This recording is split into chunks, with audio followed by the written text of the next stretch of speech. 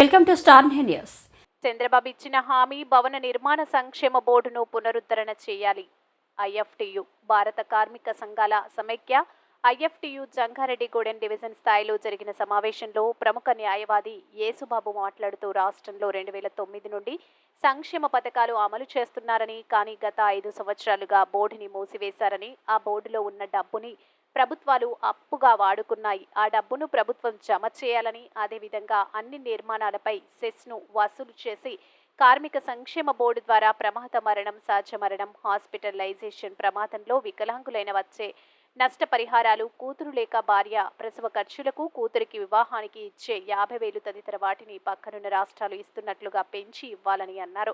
ఇప్పటికే ప్రమాదాలు జరిగి మరణించిన అనేక మంది భవన నిర్మాణ కార్మికుల కుటుంబాలు తీవ్రంగా నష్టపోయారని ఇప్పటికైనా అమలు చేయాలని కోరారు. ఐఎఫ్టియు రాష్ట్ర కోశాధికారి కేవీ రమణ మాట్లాడుతూ, రాష్ట్ర ప్రభుత్వం అసంఘటిత రంగ కార్మికులకు పని భద్రత, ఉపాధి భద్రత కూడిన చట్టం చేస్తామని హామీ ఇచ్చిందని, ఆ హామీలు నిలబెట్టుకోవాలన్నారు. అదేవిధంగా ఆటో మోటార్ రవాణా రంగ కార్మికులకు సంక్షేమ చట్టం ఏర్పాటు చేయాలని డిమాండ్ చేశారు. కేంద్రం తీసుకొచ్చిన 4 లేబర్ కోడ్స్కి వ్యతిరేకంగా కార్మిక వర్గం ఉద్యమించాలని, 12 గంటల పని దినాన్ని వ్యతిరేకించాలని, అనేక సంవత్సరాలుగా కార్మికులు పోరాడి సాధించుకున్న 44 లేబర్ చట్టాలు అమలయ్యే విధంగా రాష్ట్రంలో అధికారంలోకి వచ్చిన తెలుగుదేశం, జనసేన ప్రభుత్వాలు కృషి చేయాలని కోరారు. ఇంకా ఈ సమావేశంలో డివిజన్ కార్యదర్శి మంచిలి రాజు, కోట శివకృష్ణ, కొల్లి రాంబాబు, ఎడ్లపల్లి బుజ్జయ్య, వాసు, బోయన శ్రీను, కొత్తూరు వెంకటేశ్వరరావు, కొండయ్య, శ్యామలరావు, బాలం నరేష్, కర్రీ సూర్య తదితరులు పాల్గొన్నారు.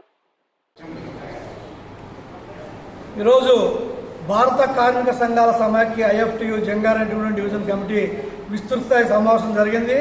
ఈ సమావేశంలో భవన నిర్మాణ సంక్షేమ బోర్డుని పునరుద్ధరించాలని చెప్పి కోరడం జరిగింది ప్రభుత్వాన్ని.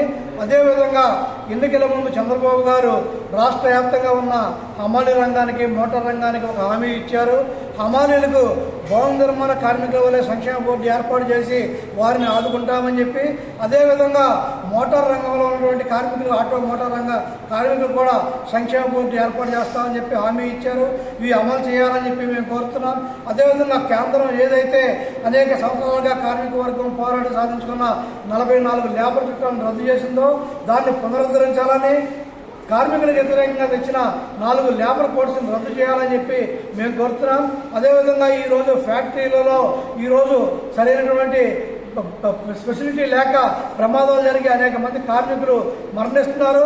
ఖచ్చితంగా కేంద్ర రాష్ట్ర ప్రభుత్వాలు అటువంటి ఫ్యాక్టరీలపై కఠిన చర్యలు తీసుకోవాలని కోరుతున్నాం.